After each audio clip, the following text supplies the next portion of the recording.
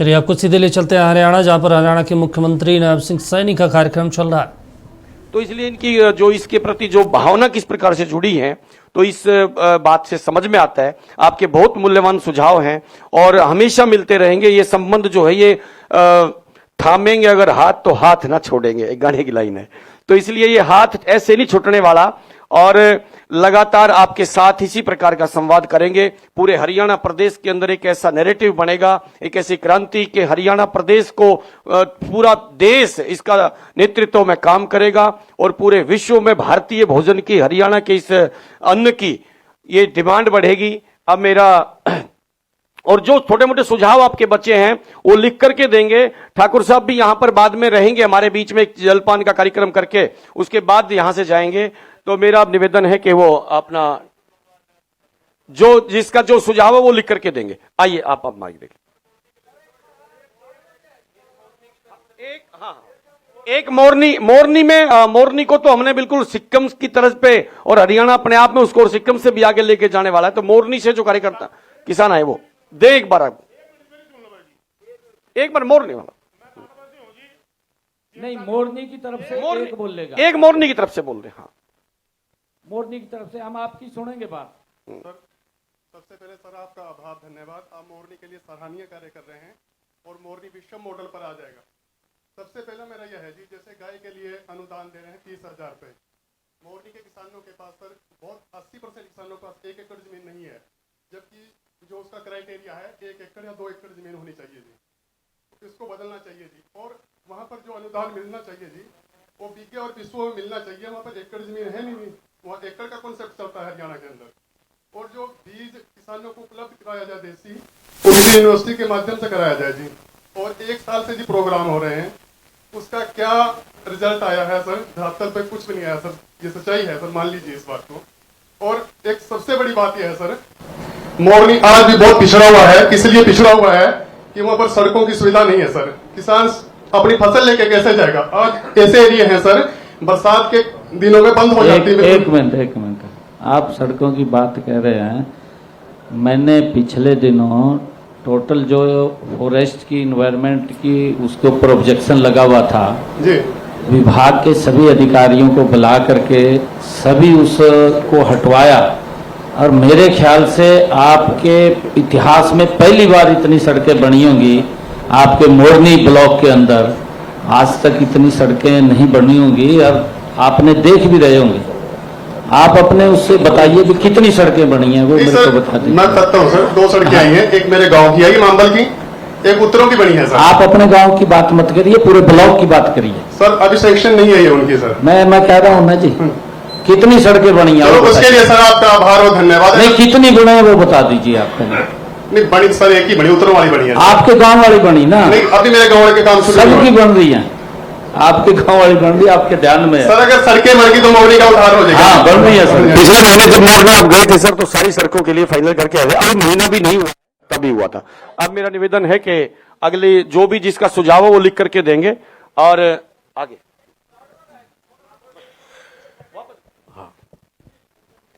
दे दो उसको, एक दे दो, लास्ट दे दो, एक उसको लास्ट ही बोल लेंगे बस। और मैं ना एक सुझाव देना चाहता हूँ। जैसे अभी धर्मपाल जी ने बोला कि 1 या 2 गायें 10-15 करोड़ में आ सकती है, तो हमारी पास गौशाला है लाडवा में भी, यहाँ शहर में है। और 700 गायें या 800 गायें जैसे हमारे लाडवा में है, तो उसको मेरे पास एक स्कीम है कि हम लोग उसको गोबर को फर्मेंट कर सकते हैं 4 घंटे में। जो अभी तक 6 महीने में हम लोग छड़ा के फर्मेंट करते हैं, या वर्मी कंपोस्ट में हम लोग 4 महीने लगते हैं, 3 महीने लगते हैं। उसको हम एक पिट बना के 1 लाख आप तरीका बाद में बताएंगे, एक बार लिख करके देना। अभी थोड़ी सी मजबूरी समझे आप बस, है ना? हाँ, हम मिल लेंगे आपसे। आप नाम नोट कर लेना भाई सबका। अब मेरा निवेदन है कि हरियाणा के यशस्वी मुख्यमंत्री जी अपना संबोधन हम सबको देंगे। और भारत माता की, भारत माता की, वंदे वंदे, धरती माता की।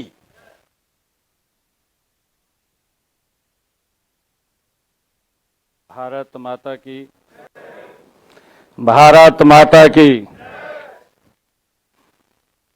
धरती माता की, धरती माता की,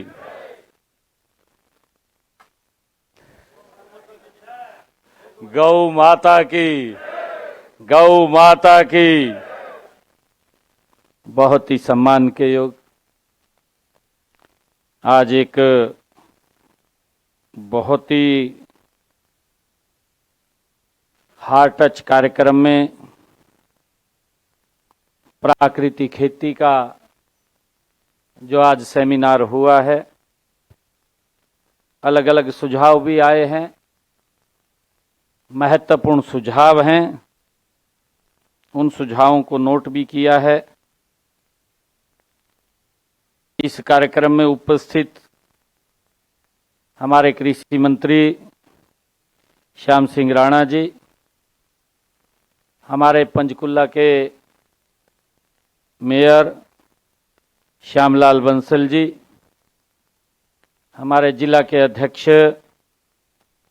अजय मित्तल जी,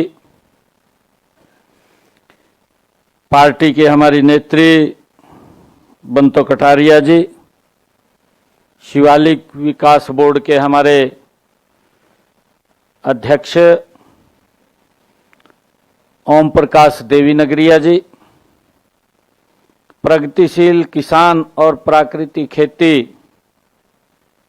के हमारे एम्बेसडर धर्मपाल ठाकुर जी, हमारे डायरेक्टर एग्रीकल्चर राजनयन कौशिक जी, वीरेंद्र कुमार जी जो इस कार्यक्रम में लगे हुए हैं, और उपस्थित हमारे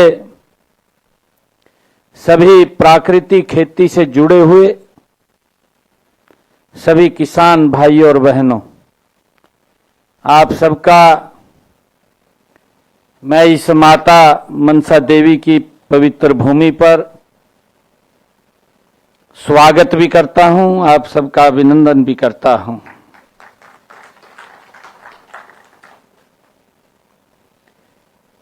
धर्मपाल जी ने भी और मंत्री जी ने भी आप लोगों से वार्ता किया है। आप लोगों की तरफ से भी इसमें महत्वपूर्ण बातें प्राकृतिक खेती को लेकर के रखी गई हैं। आपके सुझाव भी आए हैं और ये ऐसा विषय है साथियों कि ये प्राकृतिक खेती की तकनीक को ये सीखने का अवसर नहीं है, उसको जानने का अवसर नहीं है, बल्कि ये किसान और प्रकृति के उस अटूट रिश्ते को फिर से मजबूत करने का ये अभियान है। जो रिश्ता टूट गया था, हमारे कई लोगों ने बीच में कहा है, अभी भी कहा है, जब मैं नारे लगा रहा था कहा गौ माता का भी लगाओ नारा। हमारे एक इधर से करनाल से, हाँ, आपने विचार रखे, बहुत अच्छी बात कही आपने, धरती माता गौ माता, ये संबंध था और ऐसा ये संबंध था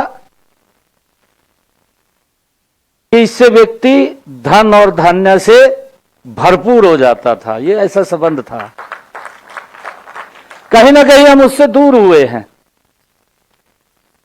और दूर हुए तो प्राकृतिक आपदाओं ने हमें घेर लिया है।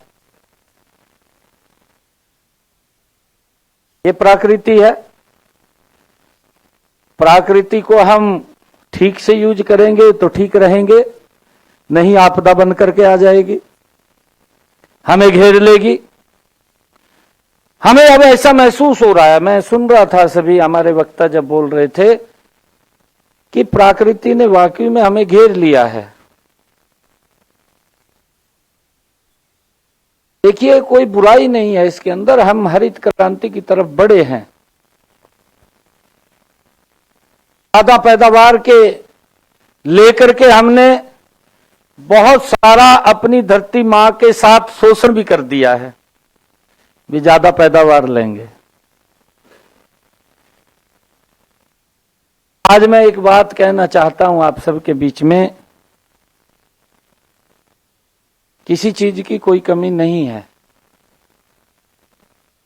खाद की भी कमी नहीं है, चाहे मिडिल ईस्ट की कोई समस्या चल रही हो, पेस्टिसाइड की भी नहीं है। तो हमें विचार करना है, आने वाली पीढ़ी को हम क्या दे करके जा रहे हैं, आने वाली पीढ़ी को हम क्या छोड़ करके जा रहे हैं। हमारे पूर्वज हमें कुछ दे करके गए थे। धर्मपाल जी मंच से बता रहे थे कि पहले पानी का जो लेवल था वो कहां था, हमारे पूर्वजों ने दिया। हम क्या दे करके जा रहे हैं, विचार का विषय है।